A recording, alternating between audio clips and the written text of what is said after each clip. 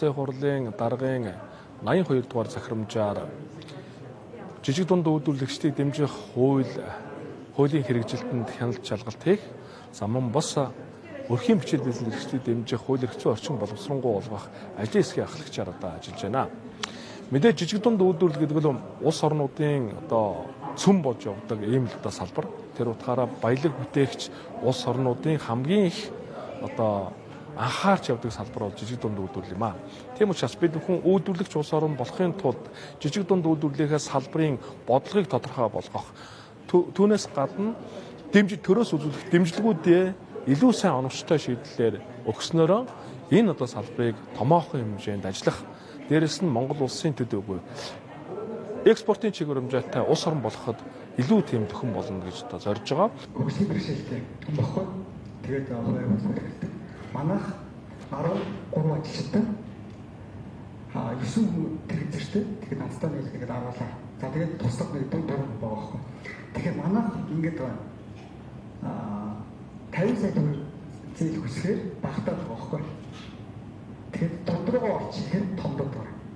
Нэгдүгээр. Тэгэхээр надад энэ 50 сая 300 сая ч юм уу болгож өгвөл гэсэн санаа байгаа шүү дээ. Манай борлуулалтын сувг гэхээр зөвхөн сошиал орчинд очиж байгаа байхгүй юу. Тэгээ өөр дэлгүүрүүдээр ингэхээр аюу өндөр юу шаарддаг, хувь шаарддаг, нөөдийн хувь бас шаарддаг. Түрээсээ нэг үлгэн салган болгоод явж байгаа нөөдд орчих бол бүр хэцүү байдал ингээд байх гэдэг. Хэрийн тал дээр та бүхэн нөөдийн хувьас тусламж өгөөж. Манай жижиг дунд бизнес эрхлэгчид ахуй үйлчлэгийн салбар тэр чигээрээ түрээс дотор байж байгаа. Хэрвээ энэ ангиллыг ойлгоод за та англи жижиг дунд бизнес эрхлэгчид түрээс өгж байгаа бол төрөөс ямар нэгэн тэр хүнд хөнгөлт тусламж үзүүлэх юм уу? Нэг бол төрөөсийг буулгах юм уу мэдгүй. Ямар ч хэсэг төр энэ дээр оролцоод өгөөч гэж бодож байгаа. Маш их байр сав Монгол улсад орон даяар ингээд баригдаад байдаг.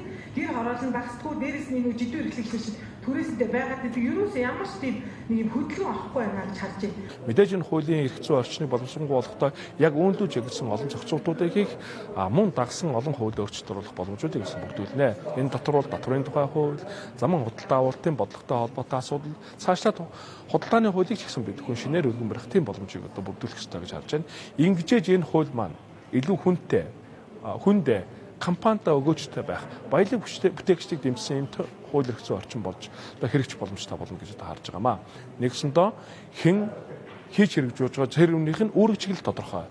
Төрөөс дэмжих бодлого нь тодорхой байж илүү ийм ойлголцол, илүү үр дүнгуудыг бий болгосон ийм хууль эрх зүйн орчин болно гэж харж байна.